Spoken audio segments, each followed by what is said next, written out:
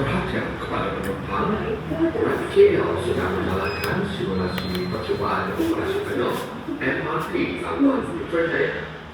Train hanya beroperasi dari stesen Toshiba Elevators sehingga stesen Kampung Batu. Sekian, terima kasih. Perhatian kepada penumpang, MRT sedang menjalankan simulasi percubaan operasi penuh MRT aman Putrajaya. Train hanya beroperasi dari stesen Toshiba Elevators sehingga stesen Kampung Batu. Sekian, terima kasih. Aras bawah, ground level, pintu selanjutnya.